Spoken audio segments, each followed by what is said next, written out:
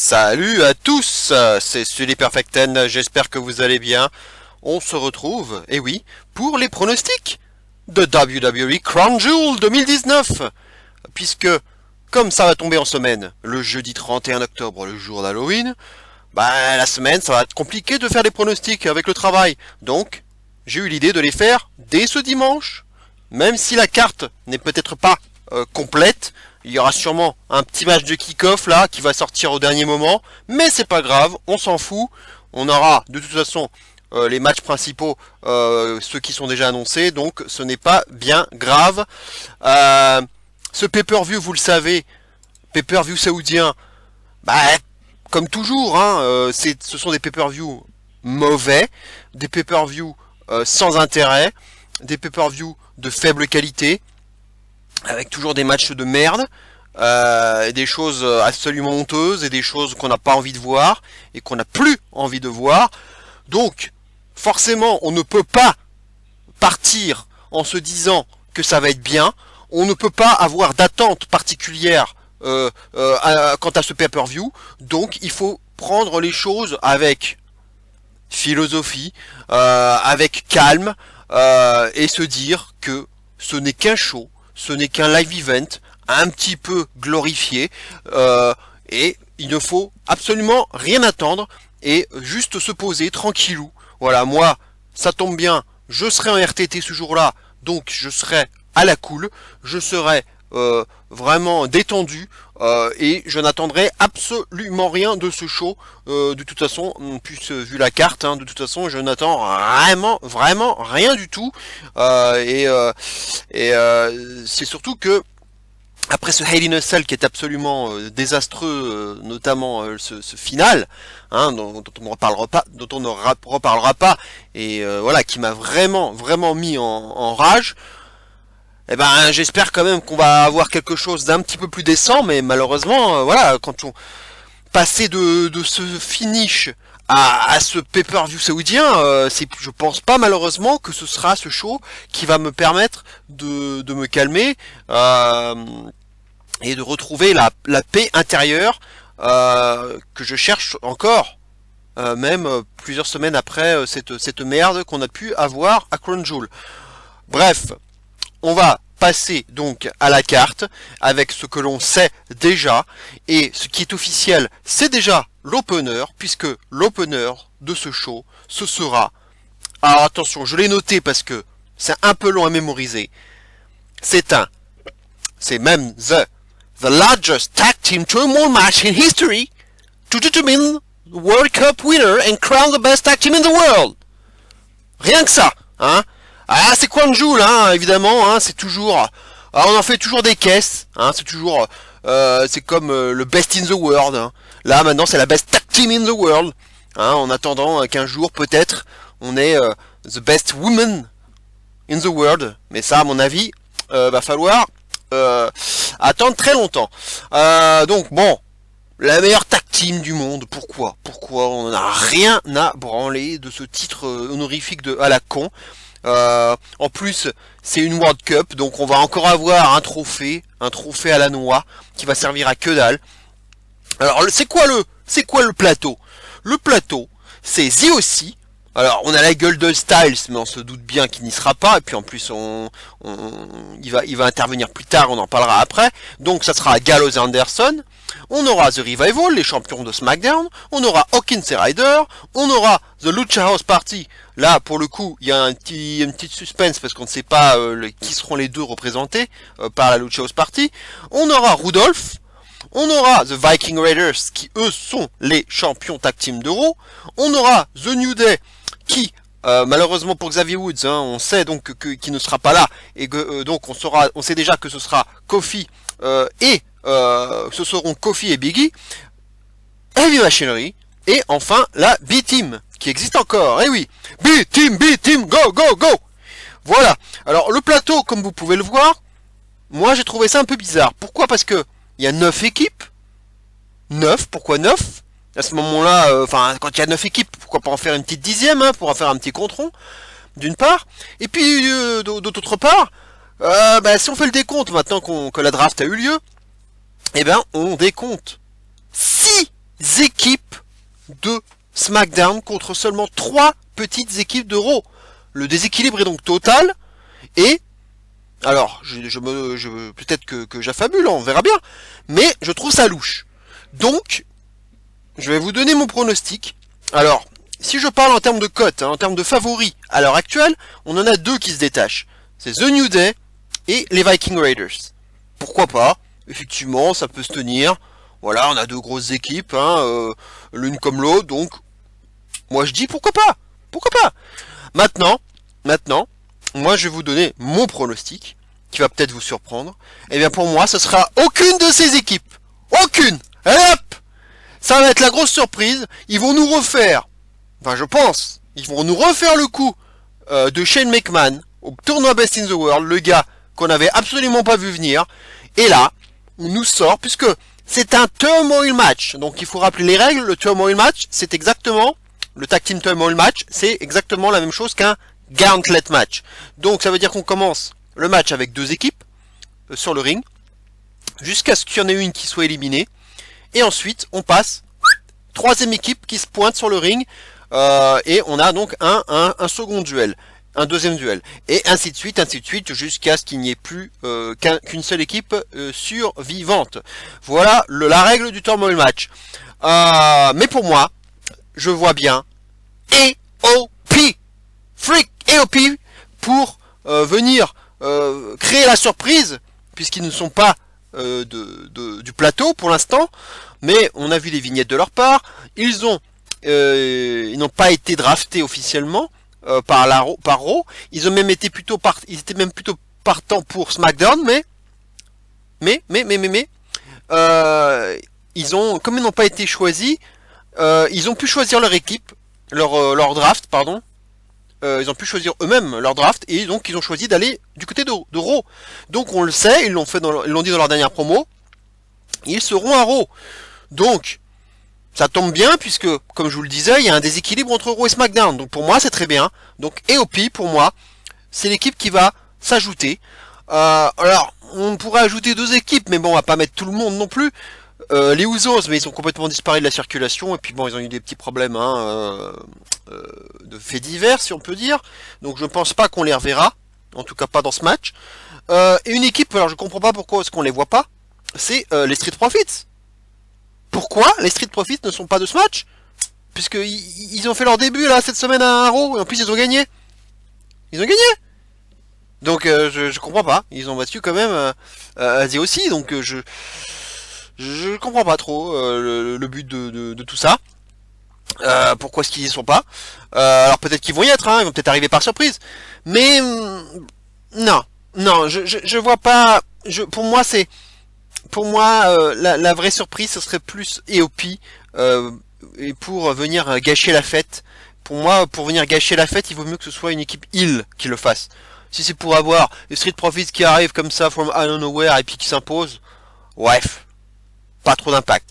Quand c'est Shane McMahon qui vient nous troller et qui vient prendre la place du Miz et gagner, voilà, là ça fait rager sévère. Là ça fait rager.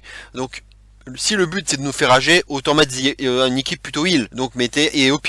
Voilà. Donc mon pronostic, qui est quand même très couillu de ma part, c'est AOP vainqueur de ce tournoi de merde qui ne sert strictement à rien. On est bien d'accord là-dessus. Et puis vu qu'il y a beaucoup d'équipes, 9 équipes pour le moment en tout cas, bah en plus il va falloir s'attendre à des matchs courts. Il va y avoir beaucoup de matchs torchés. Malheureusement, il va y avoir des squash. Il va y avoir des équipes héroïques, sûrement une équipe, peut-être le New Day, qui va être héroïque, qui va rester longtemps sur le ring, sauf qu'à un moment donné, elle va être fatiguée, et puis il va peut-être y en avoir un qui va être un peu blessé, voilà, l'autre va arriver frais comme un gardon et qui va y ramasser les miettes, voilà, ça arrive souvent dans des matchs comme ça, mais pour que ça rage bien, faudrait qu'en fait, qu'il y ait un vainqueur, une équipe qui pense avoir gagné, par exemple The New Day justement, voire The Viking Raiders, mais peut-être plus le New Day, enfin une équipe face. Maintenant, New Day, ils sont pas à Raw, bon, peut-être les Viking Raiders, allez, on va dire, qui pensent s'imposer, sauf qu'au dernier moment, ils sont en train de célébrer, et puis là, AOP arrive, Bam, bam, bam, bam, bam, bam, bam. Ils arrivent comme ça, et puis ils détruisent les Viking Raiders là. Paf, paf, paf, paf, paf. Et puis en fait, voilà, c'est là qu'on découvre qu'en fait c'était une vraie équipe participante. Et puis là, ils font le tomber. Ils font le tomber. Last chapter, leur finisher. Et hop, lui font le tomber. 1, 2, 3. Et puis voilà. Ils lèvent les bras. On leur donne les trophées. Et ils n'auront combattu que 2 minutes à peine. Voilà. Voilà, moi je vois bien un petit scénario comme ça. 2 voleurs. Donc victoire des EOP. Allez, match suivant. Alors, assez étonnant. Mansour contre Cesaro. Mansour contre Cesaro. Le pauvre Cesaro qui est le jobber de luxe, hein, on peut le dire. Maintenant, on lui a trouvé ce nouvel emploi. C'est un peu le Cassius Ohno, un peu, hein, comme il fait aussi à NXT UK, ou comme il a pu faire à NXT, Cassius Ohno. Son copain Cesaro, il fait un peu la même chose.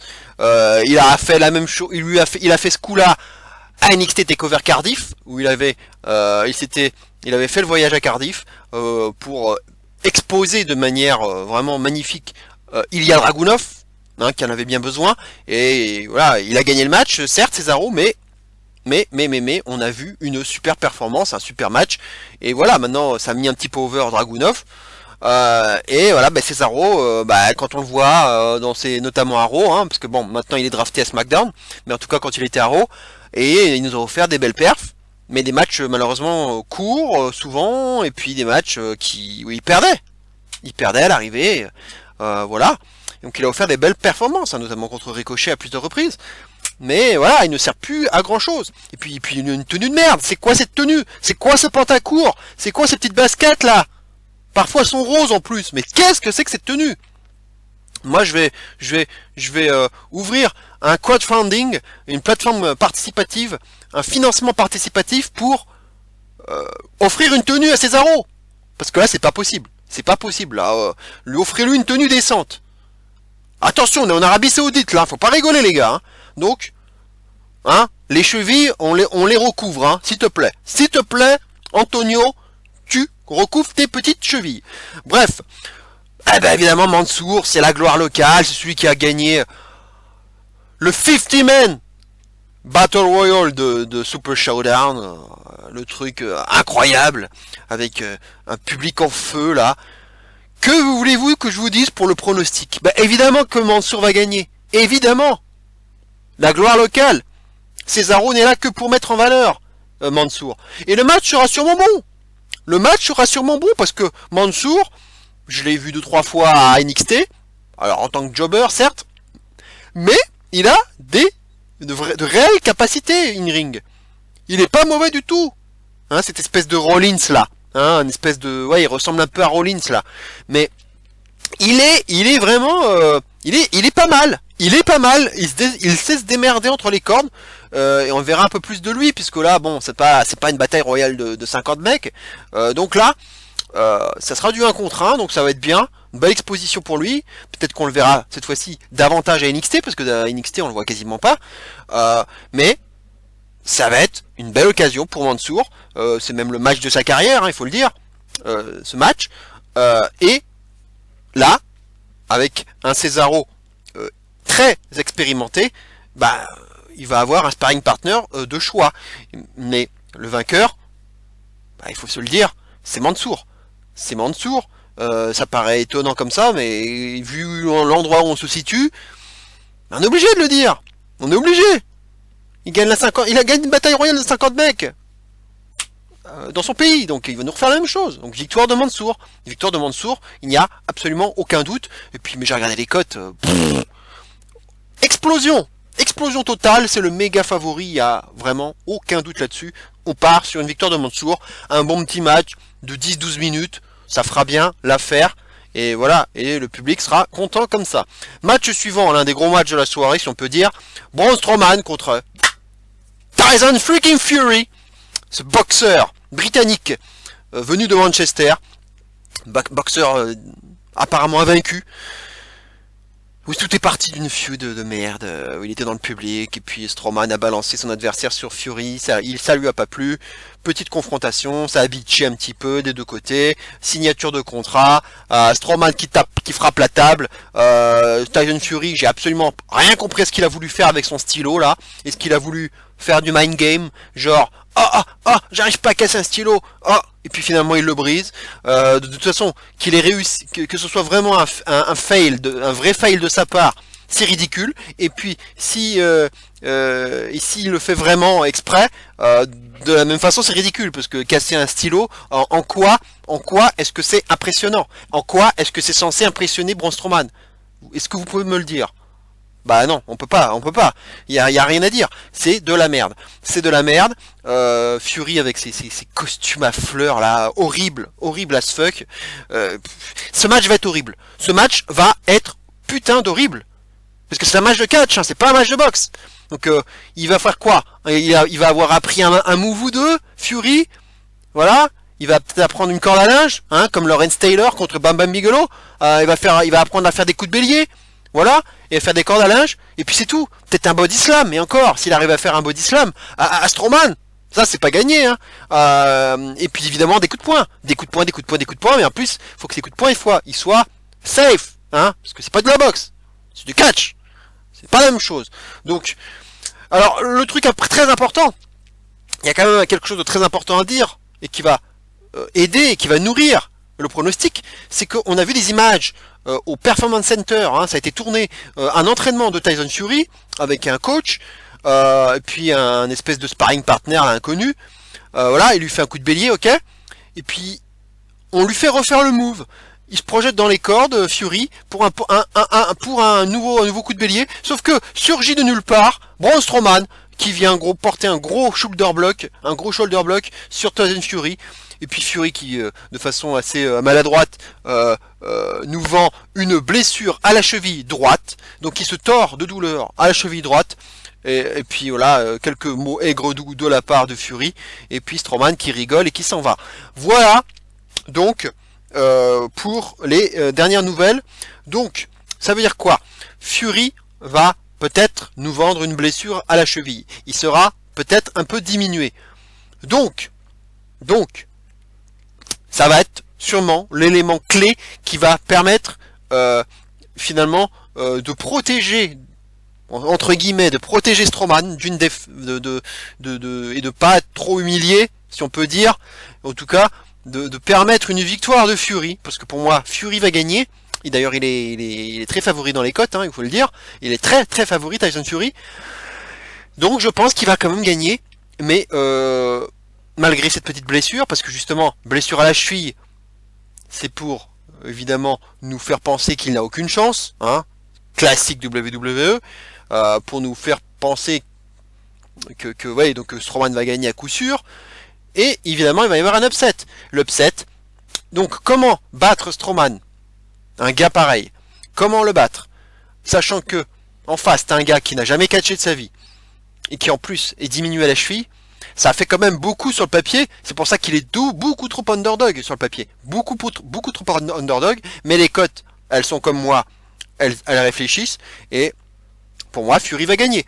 Et pour moi, il va utiliser sa blessure à la cheville pour s'imposer, et je pense que comme c'est Strowman qui est le face quand même de l'histoire, Fury, alors c'est pas un vrai heel, hein, Fury dans l'histoire, mais ça un peu plus le bad boy, quoi, un peu le mec qui joue les durs, le gars on comprend rien à ce qu'il dit, bon déjà quand on comprend rien à ce qu'il dit, les gens ils font what, donc on se moque d'eux, donc bon, c'est quand même plus facile d'encourager Strowman dans l'histoire, hein. Et donc, bah il va faire un petit peu le heel, là, Fury, et je pense qu'il va même feinter un retour de blessure à la cheville, genre ouais je vais bien pendant tout le match, je me porte bien, et puis tout à coup ça y est, ça me relance ma cheville, ça me relance, l'arbitre vient le voir, et puis bah c'est là qu'il va tous nous blouser, il va l'arnaquer Strowman, et puis il va lui porter un roll-up de merde. Je vous le dis comme ça, mon pronostic, mon scénario, c'est victoire de Fury avec un roll-up de merde, un schoolboy si vous préférez, mais il va se faire arnaquer comme ça, Strowman. Il y a que comme ça que qui peut le battre de façon un peu clean, un peu nickel, si on peut dire. C'est en trichant et en lui portant un roll-up par surprise. Donc voilà, c'est le seul moyen que j'ai trouvé. Et puis cette blessure à la cheville qui arrive comme par hasard juste avant Crown Jewel, évidemment que ce n'est pas laissé au hasard. Donc il va falloir en tenir compte pour le finish du match. Ça, je vous mets mon billet là-dessus. Donc victoire de Tyson Fury. Je suis pas sûr qu'il y aura des suites à ce match et qu'il y aura une intervention extérieure. J'en suis pas sûr. Un copain de la boxe, hein, son ancien adversaire, je sais plus comment il s'appelle, mais on a entendu parler d'une intervention peut-être de son ancien adversaire là, Dayton Carter, un truc comme ça là. Non, on va pas aller jusque là, parce que là Strowman déjà, il est bien sympa, hein. Il a déjà beaucoup donné, hein, au niveau des matchs comme ça, et des conneries. Donc hein, ça va 5 minutes, on va pas lui donner encore un autre mec. Alors peut-être que Sheamus va intervenir dans l'histoire, hein, j'y crois toujours. Il a posté une photo cette semaine où il a montré son incroyable corps là et qu'il a sculpté comme un fou en disant voilà, il a encore teasé un retour là, donc voilà. Donc on sent qu'il va y avoir un truc avec Sheamus, mais bon, est-ce que c'est lié à ça? Je crois pas. Je crois pas, il va gagner comme une grosse merde, il va gagner clean. Enfin gagner clean, en tout cas de lui-même. Voilà mon pronostic. Match suivant, match encore attendu, Seth Rollins contre The Fiend. Ah, on en a tant parlé de ce match, tant parlé, on a tellement ragé sur ce match. Alors attention, c'est un False Count Anywhere match, d'une part, et ils ont cru bon d'ajouter que ce match cannot be stopped for any reason. Ce match ne peut pas être arrêté pour quelque raison que ce soit. Ils sont très drôles, WWE. Ils nous font de la merde. Ils savent qu'ils ont fait de la merde. Donc du coup, ils essaient de se rattraper en disant cette fois-ci, promis, on vous fera pas de la merde. Et ce match se terminera comme il faut. Sans contestation possible. Sans polémique. On vous le promet. Allez vous faire mettre, c'est trop tard. Vous nous avez tué ce truc. Vous nous l'avez tué, c'est trop tard. De toute façon. Donc, False Count Anywhere match. Donc, on connaît la règle. Hein? False Count Anywhere, on peut faire le tomber de n'importe où. Donc, j'espère quand même qu'ils vont respecter la stipulation, qu'on va aller un petit peu ailleurs, dans le public, qu'on va aller un petit peu, peut-être backstage, qu'on va peut-être aller un petit peu plus loin. Qu'on va voir un peu le paysage saoudien, pourquoi pas? Peut-être qu'on va aller dans la mer. Allez, hop! Ça va se terminer, les deux vont aller au fond de la mer. Allez, hop! Dans la mer, à la flotte, tout le monde. Et du coup, no contest. C'est très drôle, hein. Ils en sont capables, les enculés. Ils en sont capables, mais c'est un False Count Anywhere match. Pas d'arrêt possible, donc ça veut dire qu'il faut une soumission ou alors un tombé. C'est tout. C'est tout. Peu importe d'où c'est porté, il faut que ça se termine comme ça. Malheureusement, comme je vous l'ai dit, The Fiend il ne sera jamais champion. C'est pas un gars qui aura la ceinture, parce qu'une fois qu'il aura la ceinture, il sera imbattable. Donc il va la garder pendant 3 ans, la ceinture. Donc c'est pas la peine. Ils ne lui donneront pas ce putain de titre. Ils ne lui donneront pas. Et puis il y a Survivor Series qui arrive déjà dans moins d'un mois. Donc le 24 novembre, c'est déjà dans 4 semaines. Ça arrive vite les 4 semaines. Hein. Pour builder un Survivor Series, c'est long. Hein. Parce qu'il y a beaucoup de, faut composer les équipes, hommes, femmes, et puis voilà, on sait que c'est des champions vs champion match aussi, donc il y a beaucoup de choses à builder en 4 semaines, donc ça va aller très très très vite. Donc on change pas les choses, donc le champion ça va être Rollins, l'autre champion ça va être Lesnar, et on va à nouveau nous se recoltiner un Lesnar Rollins au Survivor Series. On va pas avoir un The Fiend Lesnar, non, et encore moins Velasquez. Bref, Rollins, il va conserver son titre. Maintenant, c'est toujours la même question, comment protéger les deux? Comment protéger notamment le Fiend, sans que Rollins ne perde sa ceinture pour autant, en sachant que le match ne doit pas s'arrêter, pour quelque raison que ce soit.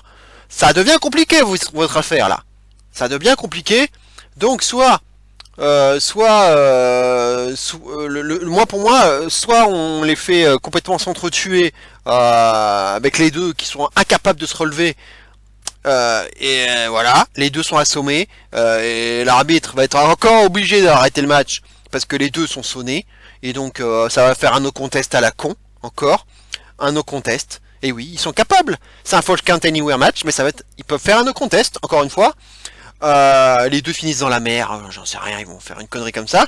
Ou alors le double pin consécutif, enfin le double pin simultané, pardon, le double pin simultané. Les deux, un sur le bras sur l'autre, voilà, et ils se pinent tous les deux. Et voilà. Du coup, bah les deux sont vainqueurs et du coup, on proclame le draw. Le draw, le match nul. Le match nul. Je vois pas comment on peut faire ça autrement. No contest, draw, faites comme vous voulez, mais pour moi, Rollins ne perdra pas sa ceinture, malheureusement. Et The Fiend, bah, il aura beau être invincible, encore une fois, se relever de tout. Et ben voilà. Il n'y a que comme ça qu'on peut essayer de protéger un tant soit peu The Fiend. Et encore, s'il prend le pin, même si c'est simultané, ça va faire mal, hein. Parce que ça compterait quand même, ça serait un draw. Donc dans le palmarès, ce serait un draw, mais il se prendrait quand même un pin. Donc qu'est-ce qui va oser faire ça? Ce serait moche. Ce serait très très moche. Donc finalement, je me demande si le mieux, ce serait pas plutôt de faire un no contest, c'est-à-dire que les deux se retrouvent complètement dans les ténèbres, complètement au fond d'un trou, puisqu'il a tiré Rollins l'autre jour sous le ring. Peut-être un truc comme ça où on ne voit rien. C'est-à-dire un truc où les deux disparaissent, c'est-à-dire qu'il n'y a pas de caméra possible, et donc les deux s'en vont sous le décor, ailleurs, un endroit inaccessible, et du coup, bah, le match, on ne peut plus continuer le match, puisqu'ils ont disparu. Et donc, ça se termine dans un côté un peu mystique, et puis, bah voilà, quoi. Et donc, on est obligé de s'arrêter là, avec un no contest. Voilà. Je ne vois que ça, malheureusement. Et puis, du coup, il faut que Rollins reste champion pour affronter Lesnar, probablement, pour un Champions vs Champion, comme d'habitude, au Survivor Series. Voilà, malheureusement, ils vont nous le faire. Hein. Ils vont nous le faire, encore une fois. J'en ai bien peur. Voilà, hein, je vois que ça. Pour le pauvre Fiend, qui, il a rétabli sa Firefly Funhouse. D'ailleurs, je me demande à quoi ça a servi qu'il ait tout brûlé. Hein, Burn It Down, il a tout brûlé. Pourquoi faire? Puisque avant-hier, à SmackDown, bah, il avait récupéré sa Firefly Funhouse. Voilà. Kenny McCormick, Rambling Rabbit, bah, il était mort, il a ressuscité à nouveau. Bref, tous les petits cadres étaient sur le mur. Donc, on revient comme avant. Donc, le Burn It Down, il a servi absolument à que dalle. C'était vraiment sympa. Hein, en plus, devoir brûler la Firefly Funhouse pour rien, c'était vraiment très intéressant de faire ça. Bref, allez, on va passer maintenant au match suivant, qui va être même un double match.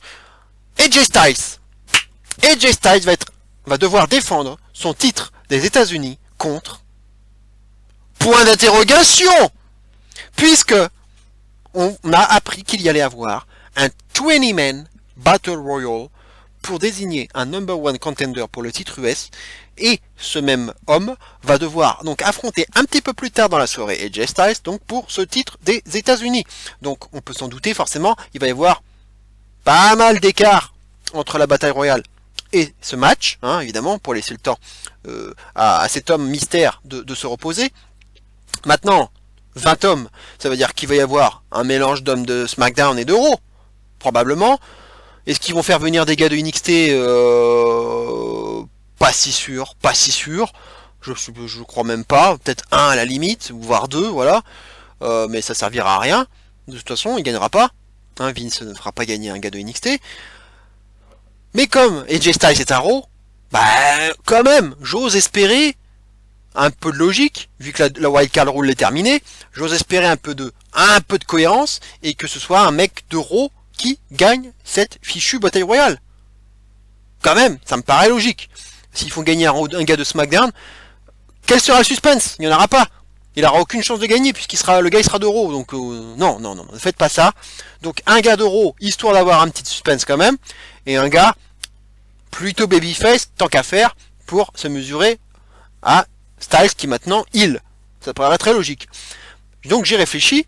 Alors on ne connaît pas du tout le contenu, hein, le plateau de cette bataille royale, mais pour moi, le salut va passer par 205 Live, puisque 205 Live nous a offert pas mal de recrues du côté du main roster, notamment à Raw, puisqu'on a Humberto Carrillo, on a Buddy Murphy, on a Akira Tozawa, et on a, c'est un petit peu plus vieux, on a eu Cedric Alexander.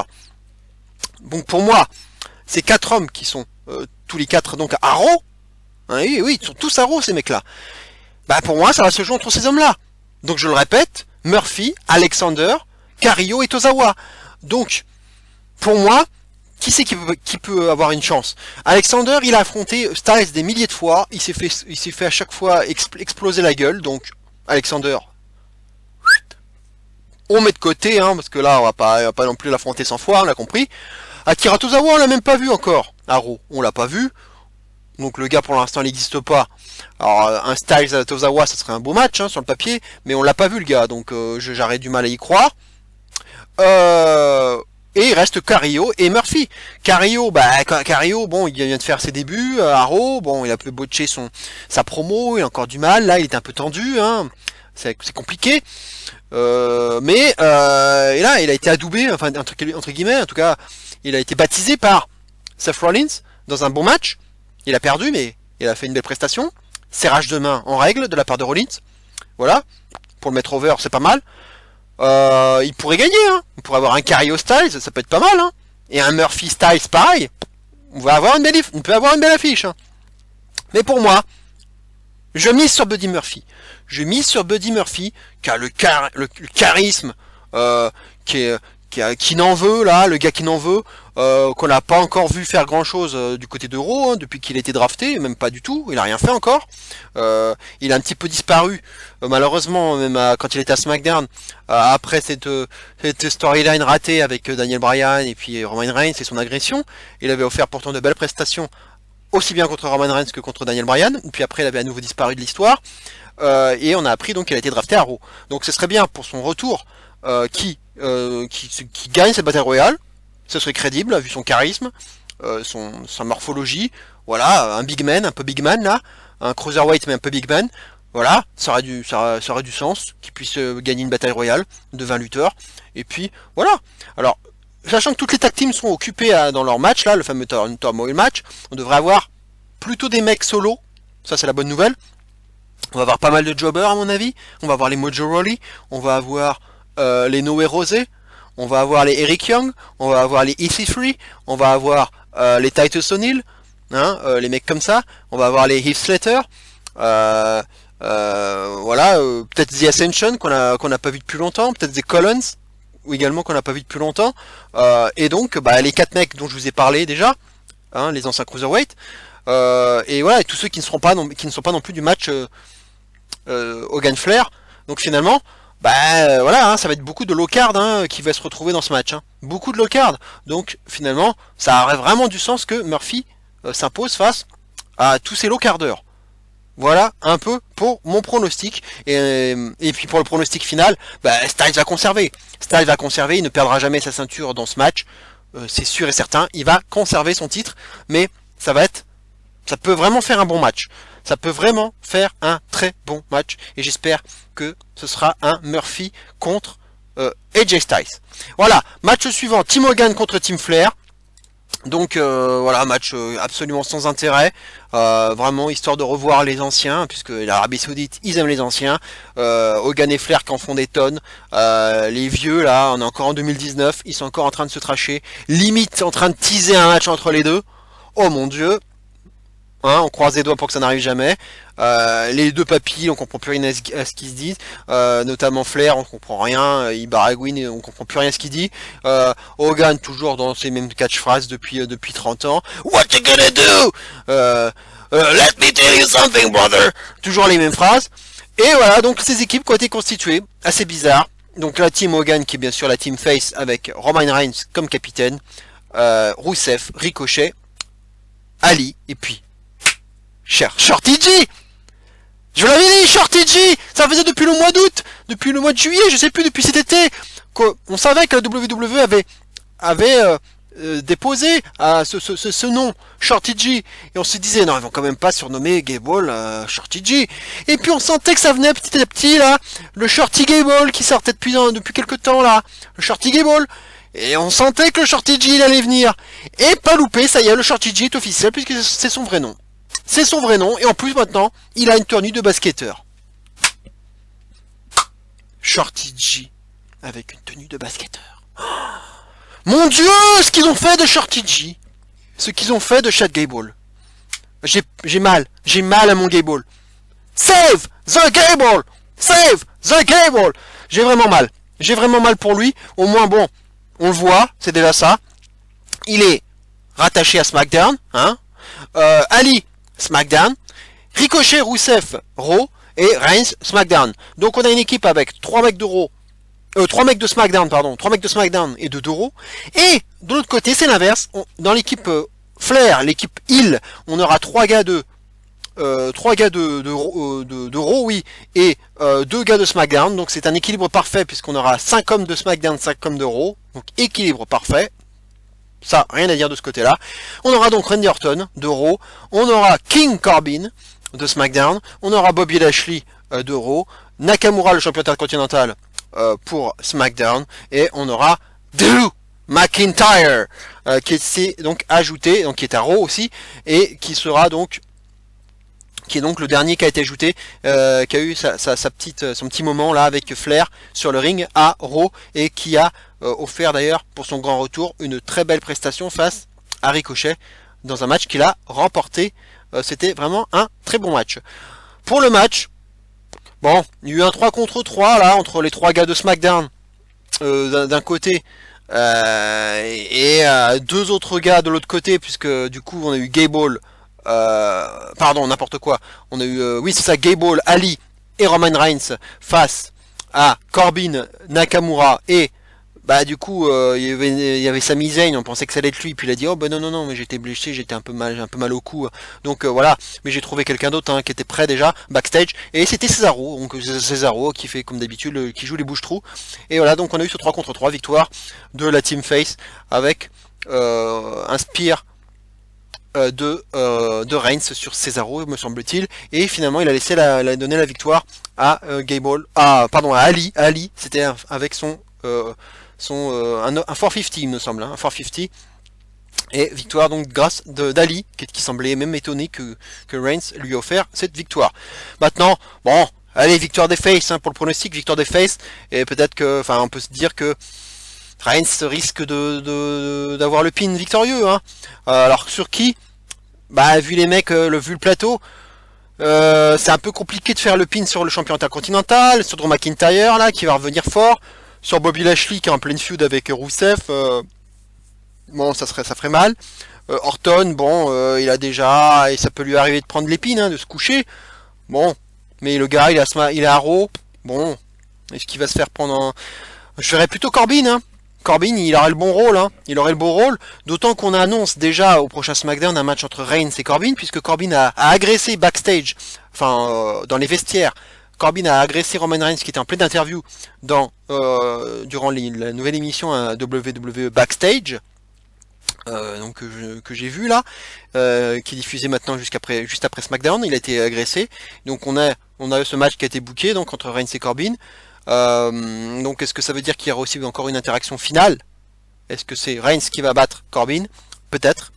En tout cas, je pense qu'il va y avoir un feel good moment, et puis la Team Face va célébrer et va s'imposer. Rusev, lui, il va forcément avoir beaucoup de hits avec Lashley, ça va se rentrer dans l'art, puisque ça va être la première vraie confrontation in ring, puisqu'il y a juste une petite bagarre en restaurant, on l'a vu. Ridicule. Bref. Ça va se rentrer dedans.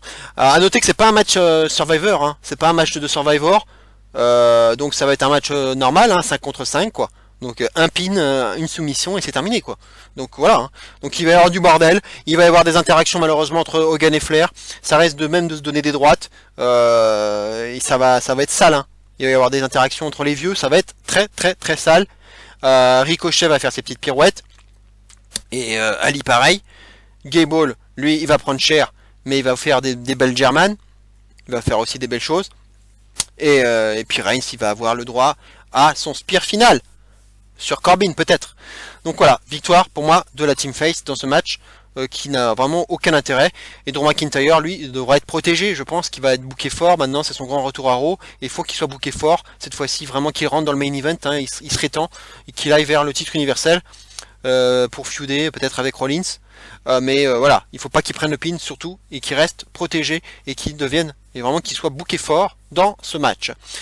Et enfin, on passe à ce qui devrait peut-être être le main event, le match entre Brock Lesnar et Cain Velasquez pour le titre de le titre WWE, hein, le titre ultime.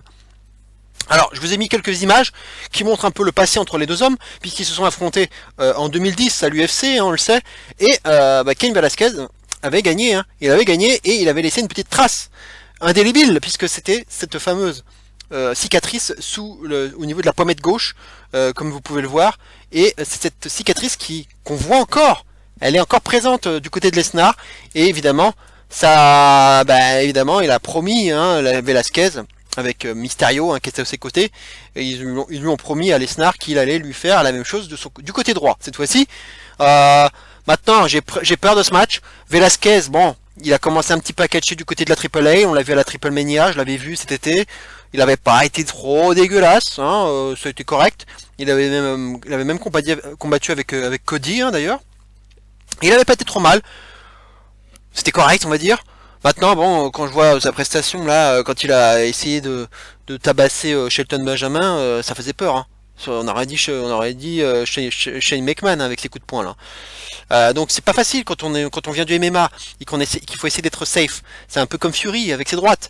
Donc il va falloir savoir être safe et ne pas être pas trop non plus stiff. Attention, hein. Il va falloir être legit.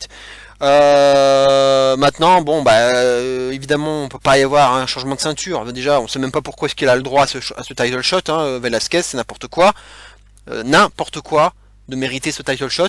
C'est vraiment un match voilà, un peu de gala. Velasquez il a signé un contrat longue durée de 3 ans, donc on le reverra, mais évidemment il ne gagnera pas, il sera jamais champion, en tout cas il ne sera jamais champion. Imaginez Velasquez avec le titre à Survivor Series pour affronter le champion universel, non, arrêtez les conneries. Et puis j'avais lu des rumeurs comme quoi il devait se faire opérer juste après en plus. Là j'ai pas eu de nouvelles récemment là-dessus. J'ai pas eu d'actualisation là-dessus. Je sais pas s'il doit toujours se faire opérer. Ce qui pourrait être aussi un indice supplémentaire sur lequel il ne gagnera pas. Mais pour moi, ils peuvent essayer de le protéger. Donc j'ai réfléchi, pour moi il n'y a que deux issues possibles. Soit Velasquez gagne. Il gagne, mais par DQ. À cause d'un low blow porté par Lesnar. Lesnar, il en a rien à branler. Lui, tout ce qu'il veut, c'est casser en deux Velasquez. Il a l'avantage du champion, donc lui, il peut porter il peut se faire disqualifier. Donc, puisqu'il est champion, donc ça le protège. Il garde sa ceinture. Et puis voilà, bon, ça rappellera le côté un peu stiff du MMA. Allez, hop, un gros coup de pied dans les roustons et hop, rien à battre. Disqualification. Ou alors, même chose. Low blow de la même façon de la part de Lesnar, mais sauf que c'est l'arbitre qui ne le voit pas. Et derrière, Lesnar en profite avec un F5 et s'imposer. Victoire, entre guillemets clean. Voilà. Mais du coup, ça protégera un peu Velasquez, puisque du coup, il aura quand même pris un coup de pied dans les roustons juste avant. Voilà, ça peut protéger. Ça peut, et puis, avoir un rematch peut-être un peu plus tard. Pas au Survivor Series, du coup, hein. Parce que si Lesnar reste champion à Survivor Series, il aura déjà un match, mais peut-être pour plus tard. On verra bien. Maintenant, il faudra une revanche. Hein. Il peut y avoir une revanche. Et je la verrai bien, la revanche. Je pense que c'est pas fini. Puis il y a Mysterio dans l'affaire. Mysterio qui doit être dans le coin. Et alors il a pris cher, hein, il a pris un gros bump, hein, son fils aussi, Dominique. Avant-hier là. Velasquez a pris cher, donc il s'en est pris à Benjamin. Voilà, parce qu'il y a un petit truc avec Benjamin aussi. Il vend une blessure au bras, Mysterio, donc bon, il va pas catcher. Mais il sera aux abords du ring, il est sur le visuel du match, donc alors pas le visuel que je vous ai montré, mais il y a un autre visuel en tout cas où on le voit auprès de Velasquez, donc il devrait être là. Donc il peut avoir son interaction, il peut y avoir un truc avec Lesnar. Il va peut-être se faire molester par Lesnar pendant le match. Heyman va peut-être faire quelque chose. Est-ce qu'ils vont faire venir encore une nouvelle personne Ouais, je sais pas. Encore, je vais reciter Sheamus, mais j'y crois pas non plus là-dessus. Je pense que ça va se jouer vraiment entre ces deux-là. Et puis avec avec Heyman et Mysterio dans les parages, peut-être Dominique, et que du coup on va se retrouver avec un 3 contre 1. Oui, 3 contre 1, parce que bon, Heyman compte pas vraiment. Si on fait venir toute la familia, hein, toute la familia, ça va peut-être ça va devenir un peu compliqué pour Lesnar, mais il n'y aura pas de changement de titre. Aucun changement de titre à prévoir. Donc, victoire de Lesnar avec un low blow, hein, soit un coup de pied, soit un grand coup de bras, un gros coup de poing sous les valseuses, et j'enchaîne avec un F5, ou alors victoire de Velasquez par disqualification, toujours à cause de ce low blow que l'arbitre aurait vu. Pour moi, c'est que comme ça qu'on peut s'en sortir, et comme ça on aura le low blow, le petit DQ dans ce match, Fury qui gagne, même s'il y a, voilà, il y aura une petite tricherie avec la cheville, c'est pas grave, il aura fait un roll-up, ce sera clean quand même. Et puis il y aura ce no contest, ce draw entre Rollins et The Fiend, comme ça on a 3 matchs qui se terminent différemment, mais de façon un peu contestée. Voilà, il y aura toujours des choses à dire après ces 3 matchs, mais au moins ça me permet d'avoir des finishes différents. Parce que j'ai essayé de réfléchir à des finishes différents pour ces 3 matchs. Parce que ces 3 matchs, bah, il pue la fin bizarre. Il pue la fin bizarre et forcément il faut inventer, il faut innover, il faut penser à une fin qui peut protéger un peu tout le monde. Et il n'y a pas 36 possibilités, hein, malheureusement. Et, je vois que ça, hein. Je vois que ça. On verra bien pour les pronostics. En tout cas, je vous ferai ma review assez tôt puisque dès le lendemain, le vendredi, on sera le 1er novembre, ce sera férié. Donc je vous promets que dès le lendemain, voire dans la nuit, peut-être même dans la nuit de jeudi à vendredi, je vous ferai ma review de Crown Jewel. En tout cas, ça va arriver très très vite derrière. Ça, c'est la bonne nouvelle. Voilà donc pour cette preview, ces pronostics de Crown Jewel. J'espère que ça vous plaira. On se retrouve donc dès vendredi pour la review. On débriefera ça aux petits oignons. Ça va sûrement rager parce que ça va être sûrement un show de merde, mais c'est pas grave, hein, on le sait d'avance, donc faut pas s'étonner. Passez tous un très bon dimanche, hein, restez bien au chaud, reposez-vous bien, mettez-vous bien pour l'événement, hein, ça va être grandiose. Et peut-être que Taker va intervenir. Taker, où est-il, Taker? Est-ce qu'il va nous faire une intervention? Taker. Bref, arrêtons de divaguer. Allez, bon dimanche à tous. Allez PSG. Et d'ici là, bien entendu, n'oubliez surtout pas. Vive le catch. Et zéro miedo.